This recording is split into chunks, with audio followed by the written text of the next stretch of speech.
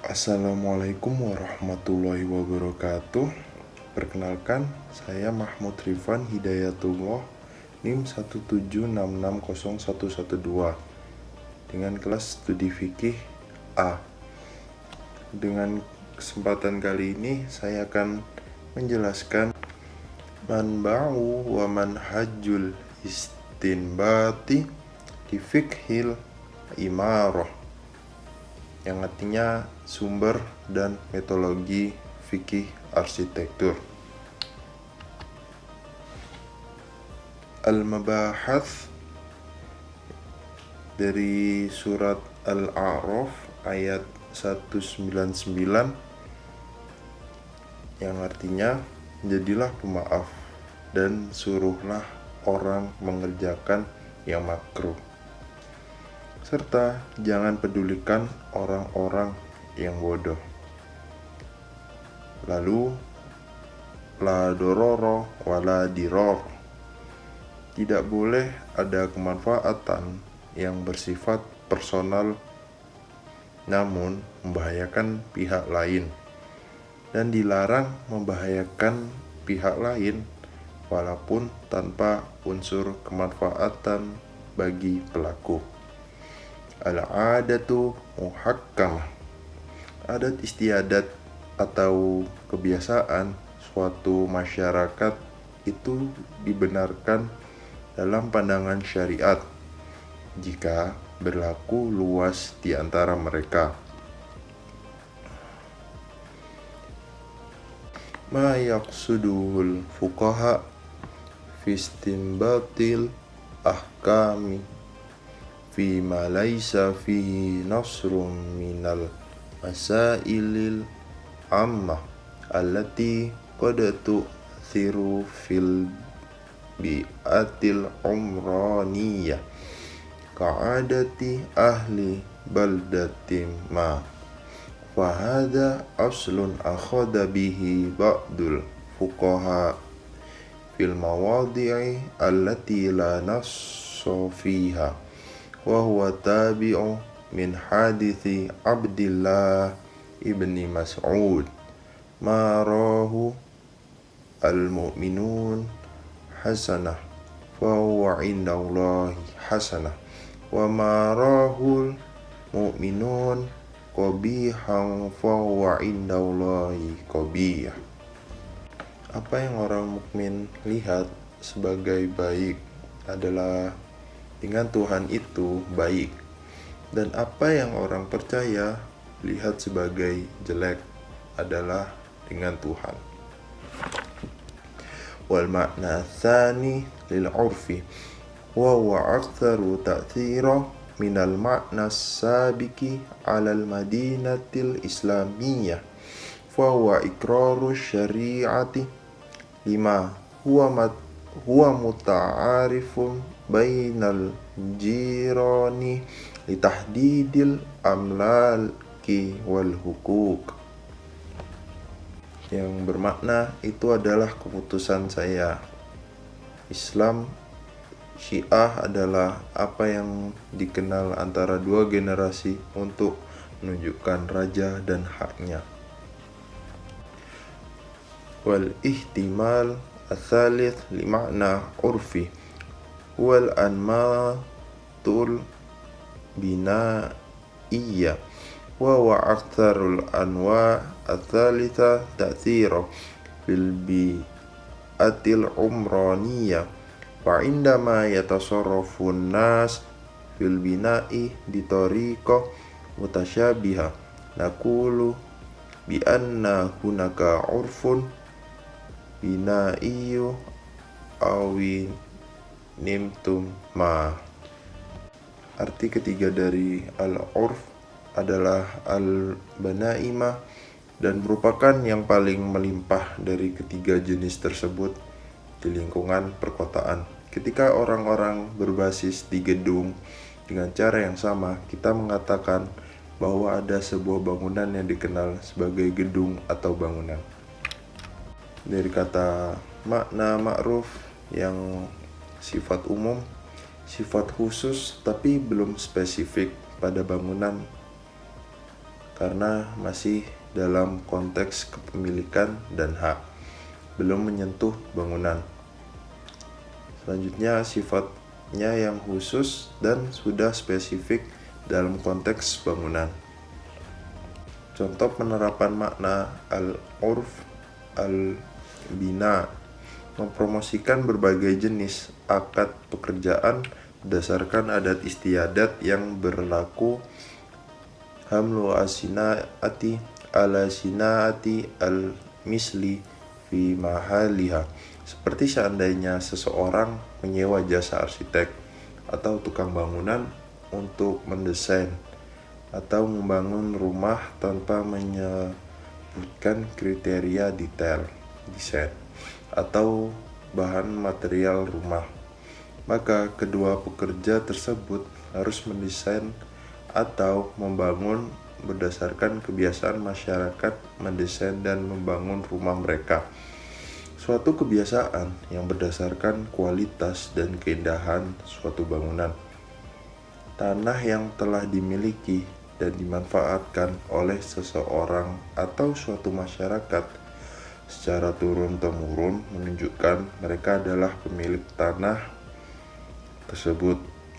Walaupun tidak ada bukti surat resmi tertulis perihal kepemilikan tanah tersebut. Sebab biasanya kasus seperti ini banyak berlaku berdasarkan hukum adat. Setiap desain, bentuk bangunan, cara membangun, dan bahan bangunan yang menjadi selera dan berlaku secara luas di suatu masyarakat serta tidak bertentangan dengan Al-Quran dan Sunnah Nabawiyah.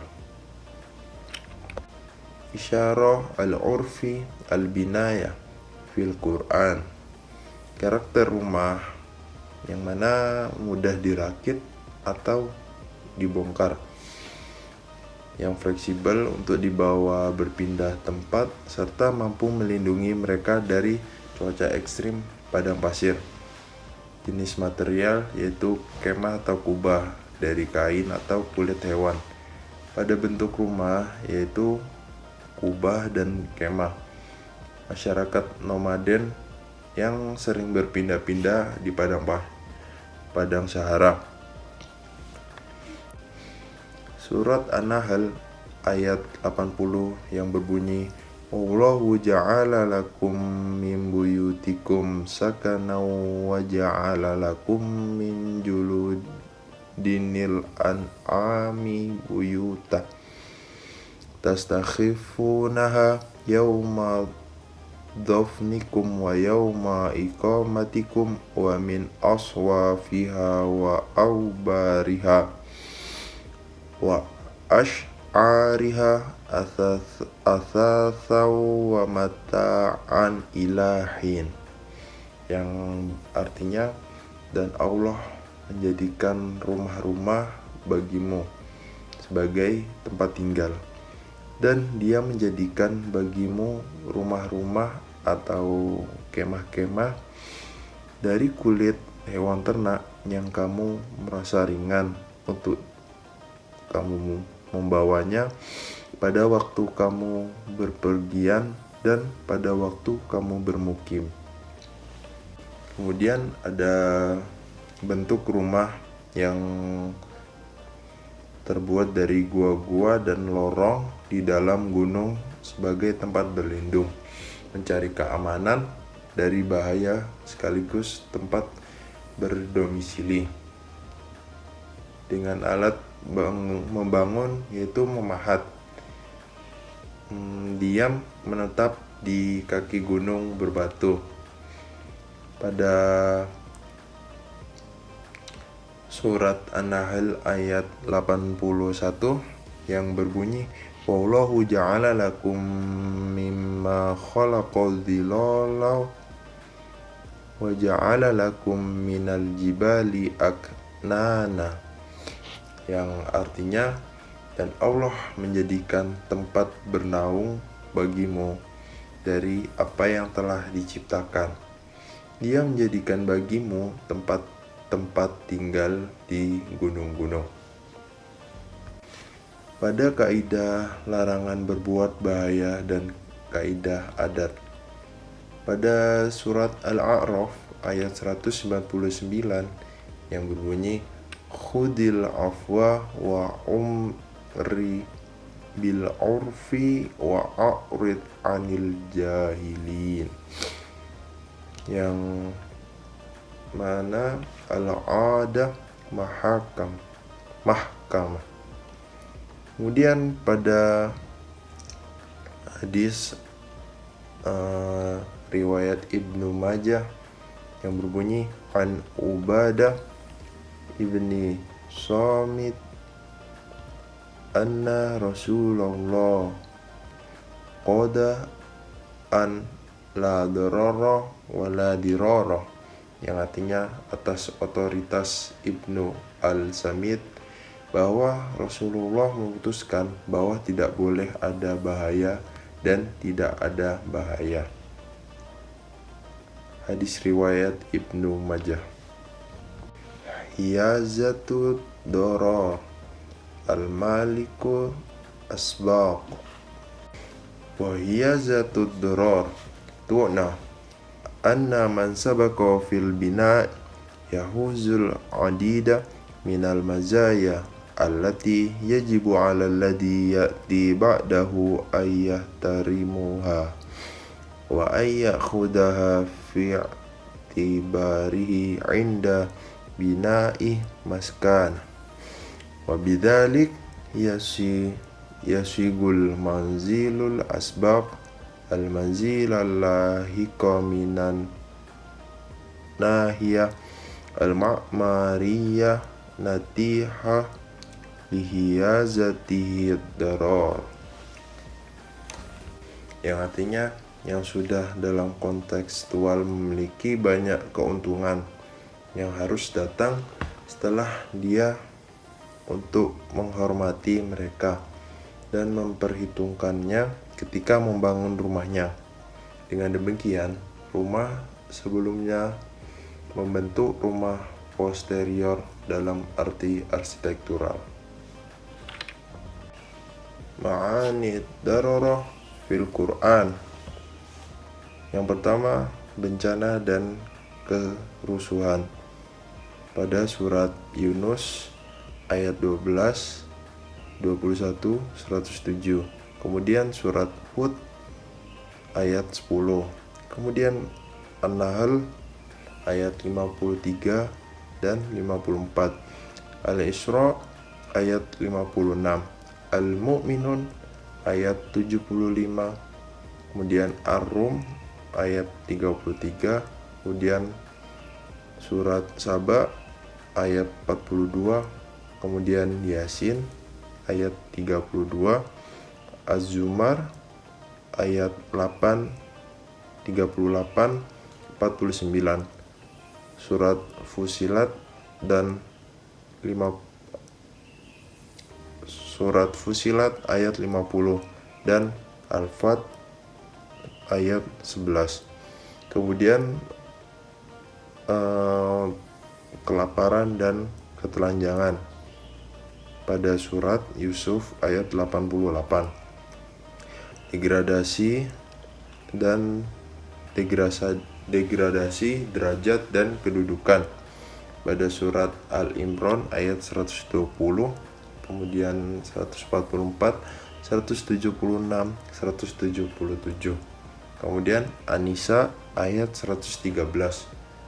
Kemudian Al-Maidah ayat 42. At-Taubah ayat 39. Surat Hud ayat 57 dan surat Muhammad ayat 32. Kemudian tentang sakit pada surat Al-Baqarah ayat 177, 214. Kemudian An-Nisa ayat 95.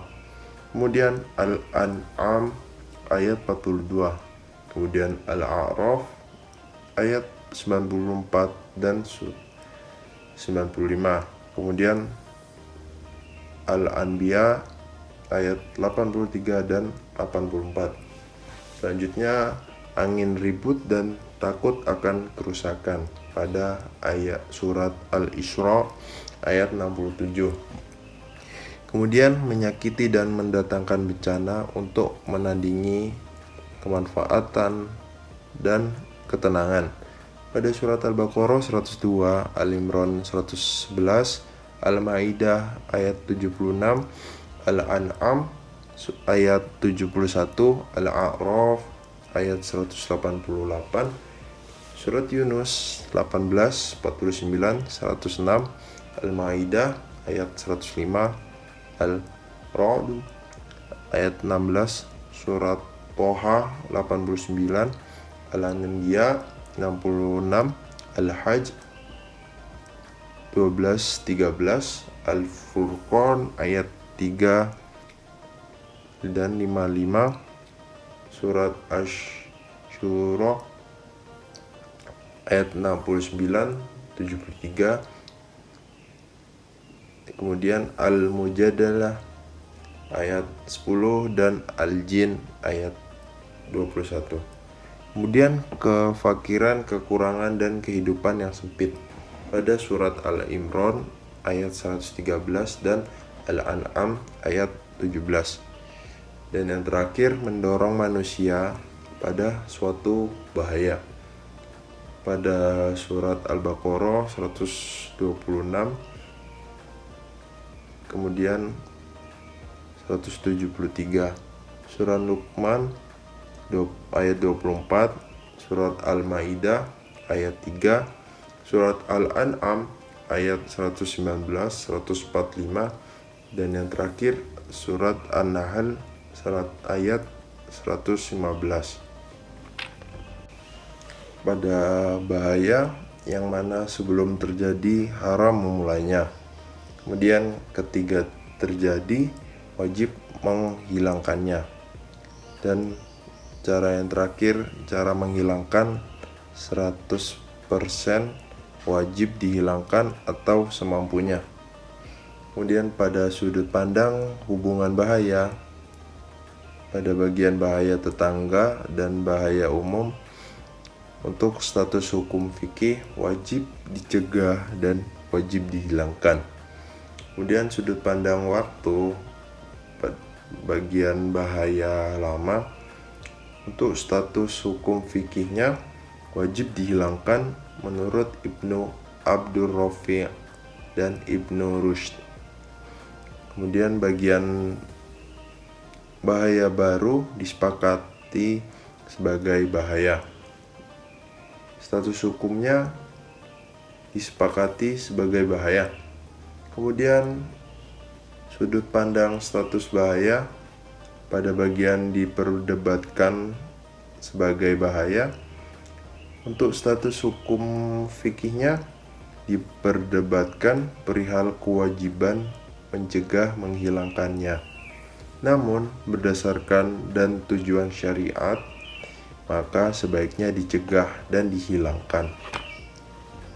Sebelumnya, syukron atas waktunya dan terima kasih untuk sumber rujukan Fikih Arsitektur Islam karya Yulianto M.